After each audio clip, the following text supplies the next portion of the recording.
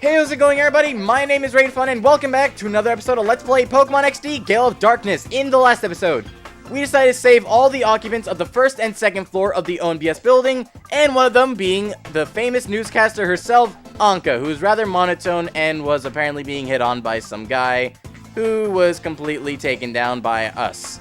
So, screw his Valentine's Day. And in this episode, we are going to save Detro, Meg, and Net, as you remember, because Meg was taken hostage when they first attacked ONBS, and now we're going to go ahead and save her. But first, I like to go ahead and point out two things. The first would be this little cave right over here to the right. Now, in Pokemon Coliseum, Mirror B ruled this cave. He ruled much of Pyrite and was a Cipher admin. And after the protagonist of the first game, Pokemon Coliseum, which was Wes, after he took down Mirror B, this whole place right over here was closed down shortly after the events of Coliseum, and now in Pokemon XD, it shows a small reference saying that they have taken down this cave and they're no longer in operation. So, it's a really nice feature they added that instead of just taking it out completely. And the second thing I want to point out would be a little bit of a thing that I did off screen. It's not much, don't worry, it's going to be around 30 seconds long. What I did was that I decided to save the mother and daughter from one Cipher peon, as well as save the construction worker from the Cipher peon, and obtain an HP up in the same room that that construction worker was in. Also to the left was a box that contained one revive, which I cannot show off because I kind of took it and I forgot to hit record on that, and I didn't want to go ahead and redo all the work that I did while fighting those two Cipher peons, because right now, transitioning back into the current state, I leveled up Aron and Gulpin a little bit. They're now level 22 and 23, so they are closer to being on par with all of our Pokemon. In fact, it's kind of funny. You can see 22, 23, 24, and 25. And then the useless 17, which are just going to spend the rest of their lives in the purification chamber once they get purified. So now with all that being done and said, let's go ahead and save Detro. Hold it! I can't let you get past here. Well, because of that very subtle text, we are now going to be fighting Feldas. That sounds kind of Swedish. Feldas. Or something like that. That was a horrible Swedish accent. I don't even believe that was an accent at all. It's just probably me being all coarse in tone. Anyways. A Kadabra and Flappy. Okay. The only thing I'm worried about with that Kadabra would be him attacking Gulpin. Okay, good. It was him. I was about to say, like, oh, I'm sorry, she. Because recently, okay. You can't really blame me at all for that because just look at this.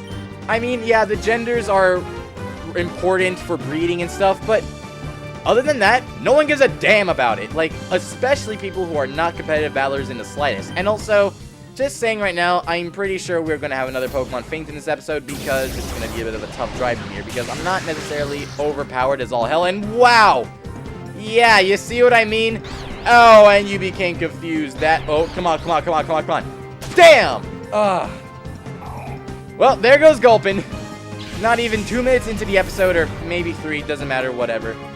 And our Pokemon already faints. So I'm going to go ahead and set up Vaporeon because Vaporeon is lacking a little bit on XP, and I would like him to be on par with Teddiursa because, surprisingly, Teddiursa is the higher level. But then again, it's also not surprising because Teddiursa has done a lot more, and he's much more useful, or rather, she is much more useful than Vaporeon in terms of just fighting in general. Of course, there will be times when Vaporeon will be more useful because of its type, but other than that, it really is not that much.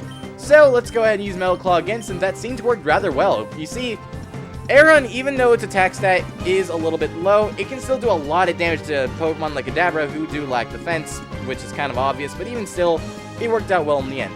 And speaking of stuff that may work out well in the end, I really hope to God that Flappy does not use an electric attack. And Confusion, okay. That is going to be okay if you attack Aron. If you attack something else, it's fine. And okay, Vaporeon can take a hit. He is very, very defensive as a Pokemon, and I really like the big HP pull that he has. Alright, Vaporeon, Water Gun, how much is it going to do? Critical! Nice! It didn't quite get Flappy down, but oh god. Okay, oh, what was that shake? God. And, oh, was that really a critical? Damn. Like I said, Aron is more of a physical wall, not necessarily a special wall, so it does make sense that it would do that much, but still. That's kind of terrifying to see that that thing did that much. Also, I apologize for bumping my mic right there. I was trying to position myself better in my chair because I was slouching down, which I really should not be doing. And yes, I was slouching down and still talking more or less the same, I hope. Anyways, I could use Mud Slap, but the thing is, Mud Slap has a base power of 20, And the fact that we're not really a ground type at all would not make it worth anything. So I believe I'm just going to use... Yeah, I'm going to go and use Bite on Vigoroth, and I'll just use Claw on Flappy. Alright, let's see how this works. Bite, that should do maybe half, I believe. A third. Not really a third, but more or less half. Okay, Focus Energy. I don't believe you've seen that. Focus Energy increases the chances of that Pokemon getting a critical hit, so a little bit worried on that, but not if we go ahead and do an all-out attack on him. And I believe I've just made a Persona reference. First, Fallout, New Vegas, and now Persona. Both M-rated games, which are... Okay, you know, okay. That was bad on my part. I forgot that Steel type was not effective against Electric type, so... I'm thinking that the Mudslide would be better on here. So, Water Gun again on Vigoroth. Let's see what that does. I believe it should do amounts that is equivalent to each other. And, yeah, equivalent. Because...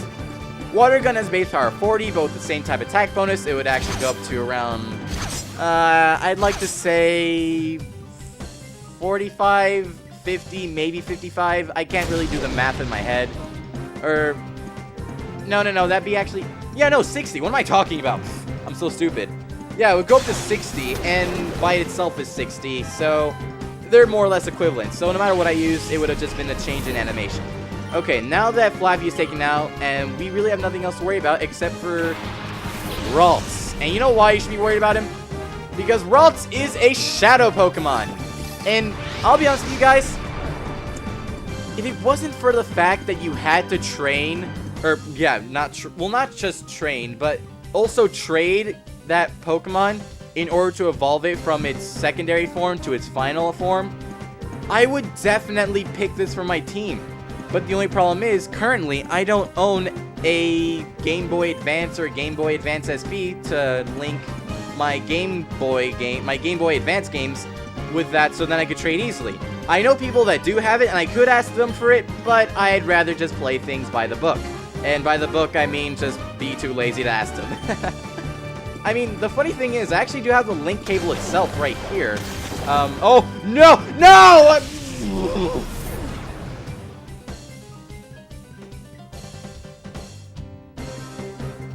Vaporeon! Dude! Not cool! That's no good, as Sonic would say. Oh.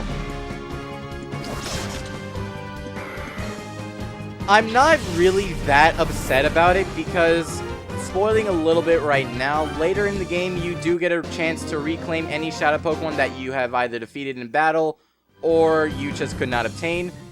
And for that reason, I'm not really so worried. But still, I wanted to try and catch them all in one fell swoop.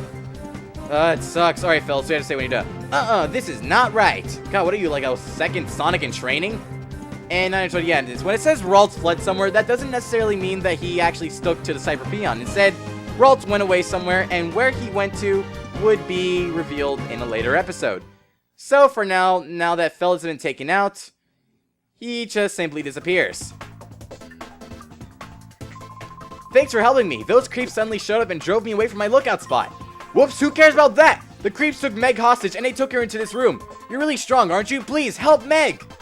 Alright, I'm gonna go and do that after I go heal my Pokemon, because right now we're not necessarily looking the best. So, I'll see you in just a second. Oh!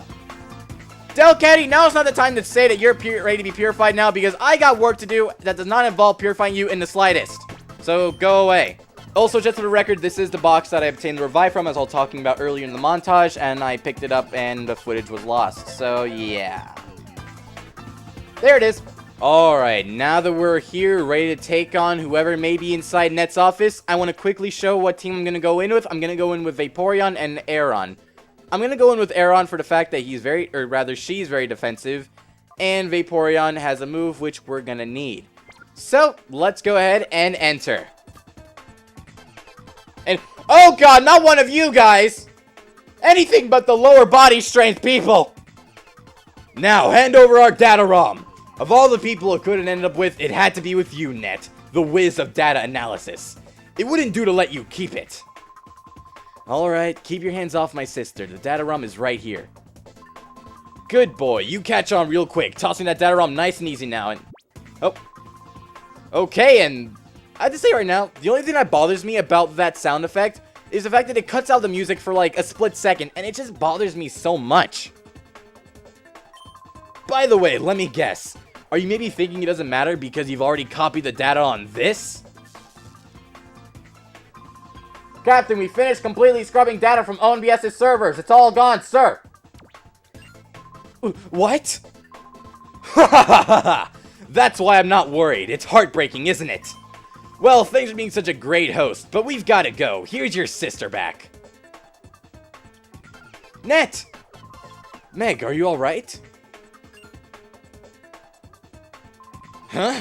What are you doing there, punk? I hate to be rude, but I've got no time to lose. Get out of my way!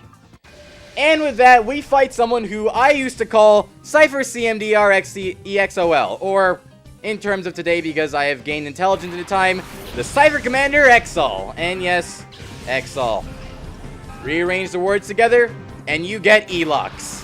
The same name of the person who sounded like he had some kind of virtual storage device system. Alright, anyways, you can see now why I want to go ahead and use this setup right here. So I'm going to start with using Metal Claw on Girafarig and Bite. Because Girafarig is a normal Psychic type, which is actually a rather cool typing, actually. There are very few amounts of Pokemon that exist that have that typing. In fact, to my mind, the only one that can come up besides Girafarig is, well, Meloetta from the 5th generation. If there are more, I'll put it on screen because I hate to be the bearer of false knowledge. So, there you go. And Water Ball, and wait, what? Hold the phone! I did not remember that he had Water Pulse. This is kind of bad. I really want to train Aeron, but we can't, and great. Oh well, it's not the end of the world, and also it was a bit of a bad idea picking Gulpin at a first glance. I'm gonna go and use Toxic on Loudred, and I'm gonna use Bite once again on Girafarig, and if... Oh! Thank you. You weren't smart and decided to use Shockwave, which really wouldn't have done much damage anyways to Vaporeon. But what I was more worried about would be using Confusion on Gulpin, because that would have been deadly. Alright, anyway, speaking of deadly, Bite took out Girafarig within just 2 hits, so we get some extra experience that brings Vaporeon up to level 25. And man, that HP! This is the best part about Vaporeon, it's just its HP. Its HP and special defense is always very good. And that's what I really liked about Vaporeon, even though I would have preferred others. But hey, you guys wanted Vaporeon, and I don't want to be the bearer of bad times. So anyway, speaking of stuff that is bad times, this Mawile had bad times probably because it is a Shadow Mawile. And I'm not really going to go over what it has, just because this really isn't a boss fight, even though it would be considered one, but it's just a little bit of a mid-boss. So we're not really going to go over what it does, but what I could tell you, just because I'm going to be a nice guy, is that it does have Shadow Rush and Shadow Wave. So it is going to be a little bit of a nuisance to deal with something that does have that multi-hitting attack, such as Shadow Wave. But overall, I believe we'll be able to take it down. So I'm going to go and use... First, I want to use Sing on Mawile, so I can at least make it fall asleep, so that we can catch it more easy. Or rather, easier. And... we'll use Water Gun again. I'm worried that it's going to land another critical because I swear to God, Vaporeon. Another critical? Are you kidding me? I mean, like, okay. If that thing was to faint, like my screaming right there was because I thought it was going to faint. But still, Vaporeon. You are just, like, the worst at this. I mean, okay, criticals are always good. Not when, I mean, well, they're good most of the time, but not when you're trying to catch a Pokemon and it faints. And speaking of stuff that fainted, Gulpin, you were a decent Pokemon on the battlefield right now. Alright, and okay, hurt by poison. Also, I want to explain Toxic, because I don't believe I've gone over Toxic in depth. Now, Toxic obviously will poison any opposing Pokemon. However, the thing is, unlike other types of poison attacks that will deal poison, Toxic is unique in which every single turn, its poison would be considered badly poisoned. And that will decrease around 6% more of the Pokemon's total HP each turn. So first turn it would do 6%, then 12, then 18, then 24, then so forth. You know your simple multiplications of 6. So I'm going to use Return on Loudred, and I'm going to catch that Mawile because I swear to God, one more hit on thing and it's dead. I should be thankful that Vaporeon decided to give it some mercy. And by some mercy, I mean very little, to the point where it's like he's bleeding out. And it's like, you know, I could stab you with this one nail, but I'm not going to because I'm a nice guy. Also, and... Were you really not caught by that? You're almost dead! How do you still have the strength to escape a Pokeball? Damn! Aren't you persistent? And oh, that could be a bit batty. Oh, okay. Oh, I see how it is. Mawile, you want to get even with Vaporeon. Yeah, I understand that he critically hit you, but still, just relax. All's good in the hood, brother. Why do I sound like some kind of hippie? Ugh. It's not like I don't hate hippies, it's just I didn't want to really sound like one there. And Teddiursa to level 26, that's awesome. He can do more damage, and we're going to need it because that Raichu is going to be is actually going to be the most deadly Pokemon we've seen. I'm going to use Return, and I'm going to use Return, and I'm going to heal Vaporeon because I don't trust Vaporeon to survive. So I'm going to give it some of Pyrite's famous milk and see how that fares. Alright, Raichu, yeah, Shockwave. That was what I was worried about. So, bring it on. Ow, that hurt so much. And it would have killed me if I didn't decide to heal. So, good move on my part, and... You piece of crap. Mawile, I get it. You're mad at Vaporeon. You know what? That's completely A-okay. And it's also, what isn't A-okay, however, is Raichu not surviving. But I do have a plan for that. I'm going to capture, or attempt to capture, Mawile using Teddiursa, and I'm going to use Quick Attack against Raichu. See, guys? Strategy. Basically, all about what Pokemon's about. And because I want to prove a theory wrong, I'm going to mash buttons. See? It doesn't work. The last time was just because of pure coincidence. So for all of you who are saying it works, it doesn't work. And Raichu goes down, which is good because we don't have to worry about anything except Shadow Rush and or Shadow Wave. And also, if you could attack Teddiursa, that'd be great. Thank you. And damn, that did a lot more damage than I was hoping. Oh boy. Man, if I just had Gulpin. Gulpin could be perfect for this. I could have used Sing on it and it could have fallen asleep. And you know what? Screw it. I'll get saved for a different Pokemon, but let's just catch this thing in a Premier Ball. And, I'm gonna go ahead and use Sand Attack, just so I can lower the accuracy of that Mawile Shadow moves. Alright, let's see how Premier Ball works. And also, by the way, a Premier Ball is exactly like a Pokeball, except with different colors. The same catch rate and all, so there really isn't anything special in it besides the fact that it just looks pretty. As you can see right there, it may have had 2 shakes, but it wasn't really a big difference, because we didn't catch it.